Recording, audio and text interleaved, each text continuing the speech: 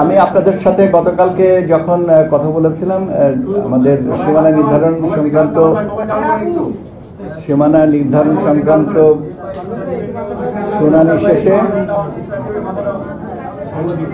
আমি তখন আপনাদেরকে বলেছিলাম যে আজকে আপনাদেরকে কিছু তথ্য দিব। সেই তথ্য দ্বারা সেই সম্পর্কে আমি আপনাদেরকে জানাচ্ছি যে আপনারা জানেন যে মাননীয় প্রধান উপদেষ্টা দপ্তর থেকে আমাদের কাছে চিঠি দিয়ে জানানো হয়েছে যেন আগামী রমজানের আগে জাতীয় নির্বাচনের ব্যবস্থা করা হয়। তার ধারাবাহিকতায় এবং এর আগে থেকে আমরা এ বিষয়ে যে বিভিন্ন কার্যক্রম যেগুলো আছে সেই কার্যক্রমগুলো আমরা চলমান রেখেছিলাম এবং সময় সময় আমি আমাদের মাননীয় কমিশনার ব্রিগেডিয়ার ফজলুল সাহেব এবং সিইসি মহোদয় বিভিন্ন সময় আপনাদেরকে বিভিন্ন তথ্য দিয়েছি। এখন সম্মিলিতভাবে আমরা যেটা আপনাদেরকে আজকে জানাচ্ছি যে সেটা হচ্ছে যে আমাদের কর্মপরিকল্পনাটা কি। আমরা এই আগামী নির্বাচনকে সামনে রেখে, জাতীয় নির্বাচনকে সামনে রেখে আমাদের কর্মপরিকল্পনাটাকে আমরা মোটামুটিভাবে 24টা ভাগে ভাগ করে আমরা আমাদের কর্মপরিকল্পনাটা প্রস্তুত করেছি। এই কর্মপরিকল্পনাকে সম্পন্ন করব। একটা বিষয় এখানে বলে রাখা প্রয়োজন যে কর্মপরিকল্পনায় যে কাজগুলো আছে উল্লেখ করা আছে এইটা একটার সাথে আরেকটা সম্পর্কিত। কাজে কোনো ক্ষেত্রে দেখা যাবে যে একটা সম্পূর্ণ না হলে আরেকটা শুরু করতে পারছি না, আবার কিছু কিছু জিনিস আছে শুরু হয়েছে কিন্তু একটু বিরতি দিয়ে আরেকটা কাজের সাথে সম্পর্কিত হবে। কাজে এককভাবে একটা জিনিস শেষ হয়ে গেল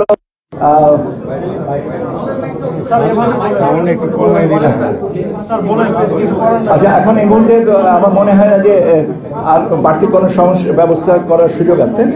যা আমি যেটা বলতে যাচ্ছিলাম যে আমাদের এই কর্মপরিকল্পনাটাই আমরা 24টা অংশে ভাগ করে আমরা দেখেছি।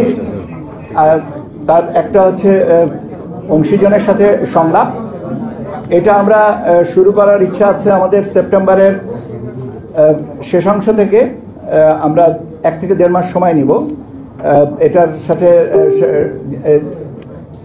সুশীল সমাজ, রাজনৈতিক দলের প্রতিনিধি, বিশ্ববিদ্যালয়ের শিক্ষক, নারী সমাজের প্রতিনিধি, ইলেকট্রনিক অ্যান্ড প্রিন্ট মিডিয়ার ব্যক্তিত্ব যারা আছেন ইত্যাদি যারা আছেন তাদেরকে সবাইয়ের সাথে আমরা এই সংলাপ গ্রহণ করব এবং সংলাপের জন্য সময়সূচিগুলো আমরা পরবর্তীতে জানিয়ে দেব এবং আমরা তাদেরকে আনুষ্ঠানিকভাবেও আমন্ত্রণ করব। এটা আমরা সেপ্টেম্বরের শেষে থেকে শুরু করে নভেম্বরের 1 থেকে 1.5 মাসের মধ্যে আমরা কমপ্লিট করব। আপনারা জানেন যে ভোটার তালিকা এই কাজটা আমরা অনেক দিন ধরেই করছি এবং আমরা আপনাদেরকে জানিয়েছি যে আমরা 3টা ভোটার তালিকা এবার প্রকাশিত হবে এবং একটা হয়ে গেছে 2রা মার্চ, এখন আরেকটা যেটা হচ্ছে সেটা হচ্ছে 31শে অগস্ট। আর এর পরবর্তীতে আমরা 31শে অক্টোবর পর্যন্ত যাদের বয়স 18 বছর হবে তাদেরকে নিয়ে একটা ভোটার তালিকা করব, যেটা আমরা কমপ্লিট করব by the end of November. এর সাথে আছে আপনার নির্বাচন আইন বিধি সংস্কার এবং এর সাথে একটা আমরা নির্বাচন পরিচালনা বিধিমালা, নির্বাচন কর্মকর্তা বিশেষ আইন 1991 এবং নির্বাচন কমিশন সচিবালয় আইন 2009। এই 3টা এই মুহূর্তে আমাদের আইন মন্ত্রণালয়ে বিবেচনাধীন আছে। আর আমরা 2টো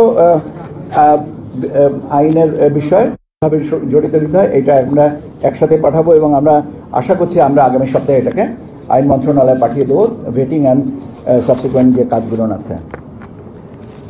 নতুন রাজনৈতিক দলের নিবন্ধনের যে কার্যক্রম আপনারা জানেন যে আমরা মাঠ পর্যায়ে তথ্য যাচাইয়ের জন্য সীমানা নিয়ে বলছিলাম যে গতকালকে পর্যন্ত আপনারা জানেন যে আমরা সীমানা নিয়ে যে শুনানি ছিল সেই শুনানিটা কমপ্লিট করেছি। এখন শুনানি অন্তে যে তথ্য পর্যালোচনার পর্যায়টা চলছে এবং আমরা আশা করছি যত তাড়াতাড়ি পারা যায় আমরা এটা করব, কেননা সীমানার সাথে আরও অনেকগুলো জিনিস জড়িত আছে। তবে আমাদের মোটামুটিভাবে ধারণা যে আগামী 15 সেপ্টেম্বরের ভিতরে এইগুলোকে চূড়ান্ত করতে পারবো এবং আপনার জিআইএসএ ম্যাপ এই জাতীয় যে কাজগুলো আছে সেগুলো আমরা 30শে সেপ্টেম্বরের ভিতর কমপ্লিট করব। পর্যবেক্ষক এবং সাংবাদিক নীতিমালা নিয়ে আপনারা অলরেডি জানেন যে আমরা এটা প্রকাশ করেছি এবং কার্ডের নমুনা ইত্যাদি ইত্যাদি যে কাজ বিষয়গুলো আছে এটা আমরা over the period of time এটা কমপ্লিট করব। এর সাথে আপনাদের সাথেও একটা আলোচনার বিষয় আছে, সেটাও আমরা এর মধ্যে এটাও আমরা সেপ্টেম্বরের ভিতরে চেষ্টা করব কমপ্লিট করতে। জি, আমি সেপ্টেম্বরের মধ্যে কথা। আচ্ছা, আমি আপনাদেরকে এই এই কাগজটা আমাদের যেটা আমি আপনাদেরকে একটা কপি দিয়ে যাব, যাতে স্পষ্ট করে, কেন এটাতে অনেকগুলো ফ্যাক্টর, তো একসাথে তো সব মুখস্থ করে বলাও মুশকিল এবং এটা ধারাবাহিকভাবে কাজে আমার মনে হয় যে আমি একটা না কয়েকটা কপি দেবো, যাতে আপনাদের এই জন্য বুঝে নিতে বা আপনাদের পরবর্তীতে রিপোর্টিং করতে সুবিধা হয়। আমরা আমাদের একটা ম্যানুয়াল তৈরির একটা বিষয় থাকে, নির্বাচন সংশ্লিষ্ট ম্যানুয়াল তৈরির বিষয়, এবং এই ম্যানুয়ালের আবার আরেকটা বিষয় আছে যে সমস্ত জিনিস আইন বিধি সংশোধনগুলো হবে সেগুলো এতে অন্তর্ভুক্ত হবে। তো যেহেতু আমাদের 30শে সেপ্টেম্বরের ভিতরে আমরা আশা করছি যে বিধিবিধানগুলোকে আমরা সংশোধন পারবো, এটা করার যত তাড়াতাড়ি সম্ভব এটাকে আমরা করতে পারবো, এবং এটাকে দরকার পড়বে আমাদের মাঠ পর্যায়ের প্রশিক্ষণের সাথে। কাজে আমরা আনুমানিকভাবে আমরা অনুমিত হচ্ছে যে 31শে অক্টোবরের ভিতরে আমরা এই পুরো কম্পাইলেশনটা করে আমরা অন্তত ম্যানুয়ালগুলো তৈরি করে নিতে পারি, যাতে আমাদের কাজগুলো সুবিধা হয়। এর সাথে আমাদের আছে কিছু নির্দেশিকা, কিছু পরিচয়পত্র, যেটা নির্বাচন কর্মকর্তাদের সাথে সম্পর্কিত, এবং প্রশিক্ষণ যে সমস্ত আছে টিওটি, কাস্কেডিং মডেলে, এই জিনিসগুলো আমরা 31শে অক্টোবরের ভিতরে সম্পন্ন করব। ব্যালট বক্স যেগুলো আছে, আমাদের কিছু ব্যালট বক্স এবং তার ব্যবহারের উপযোগিতা কী পর্যায়ে আছে, এগুলো অলরেডি আমরা যাচাই বাছাইয়ের জন্য আমরা মাঠ পর্যায়ে অনুরোধ করেছি, এবং আমরা আশা করছি যে 30শে নভেম্বরের ভিতরে আমরা এই জিনিসটাকে কমপ্লিট করে বুঝতে পারবো যে আমাদের স্টক সাফিসিয়েন্ট আছে কিনা। আমাদের প্রাথমিক ধারণা যে আমাদের যে ব্যালট বক্স যতগুলো লাগবে আমাদের কাছে সেগুলো মজুদ আছে।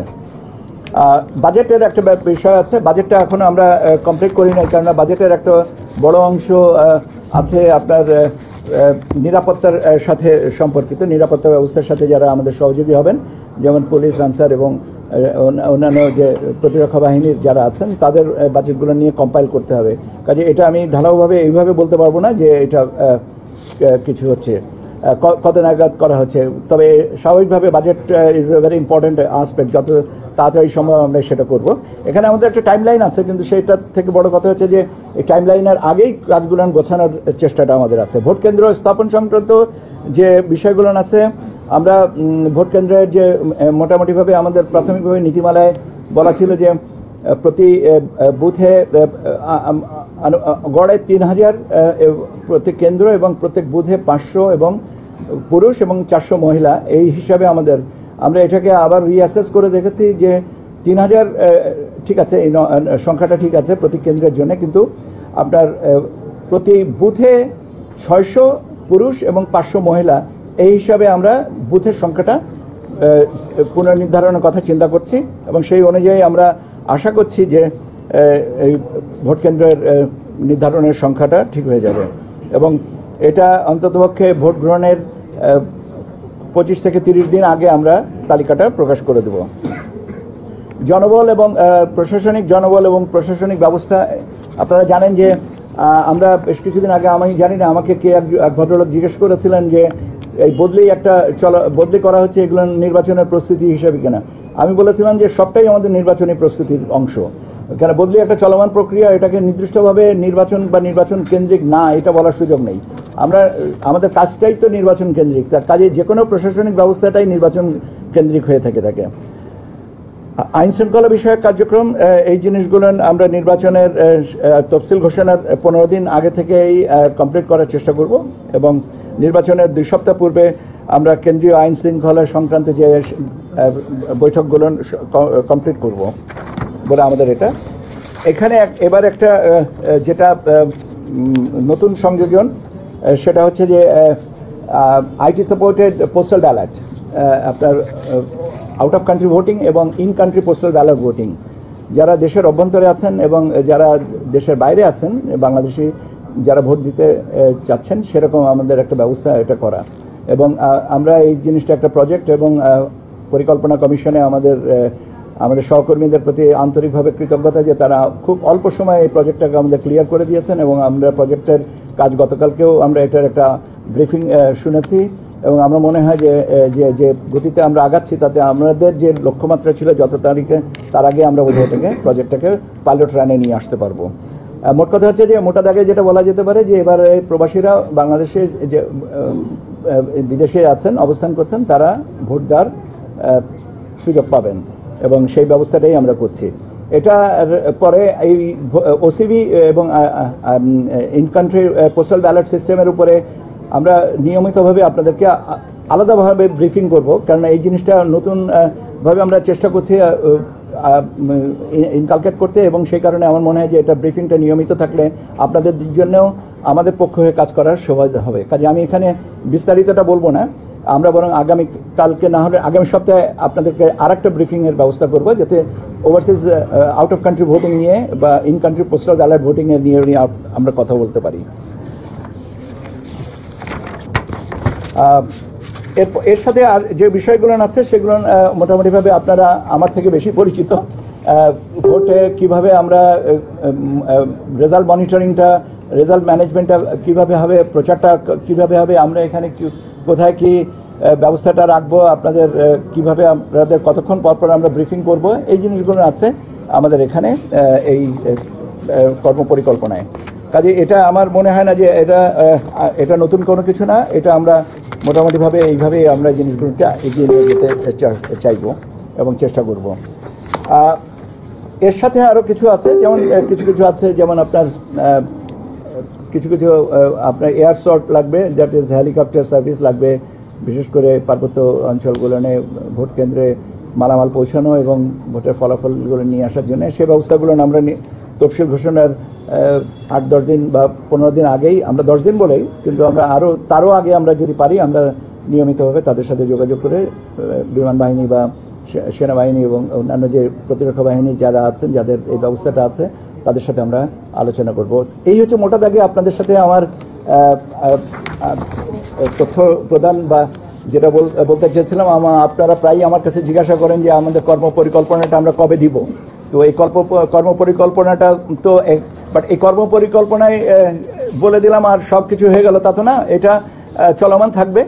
এর সাথে সংযোজন বিয়োজন হবে, বিয়োজন হবে না, কেননা নতুন পরিস্থিতিতে নতুন নতুন কাজ আসে এবং কাজগুলো এর সাথে আমরা সম্পূরক কাজ হিসেবে এরকে ব্যাখ্যা করে নেব। এই হচ্ছে আপনাদের সাথে আমার কথা।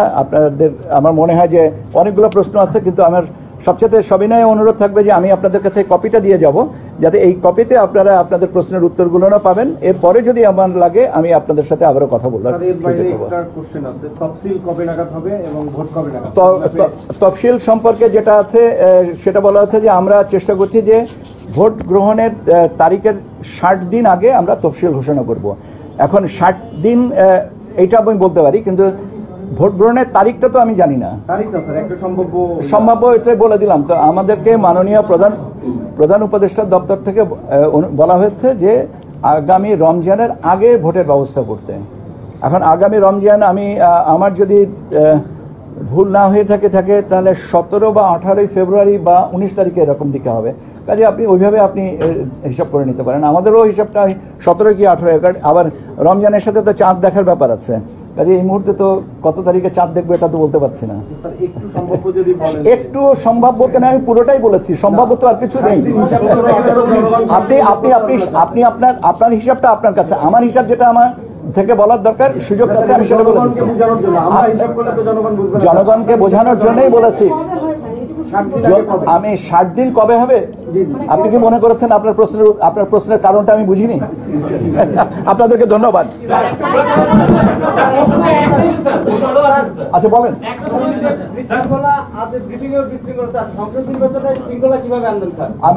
আমি তো আজকে কোনো বিশৃঙ্খলা দেখিনি।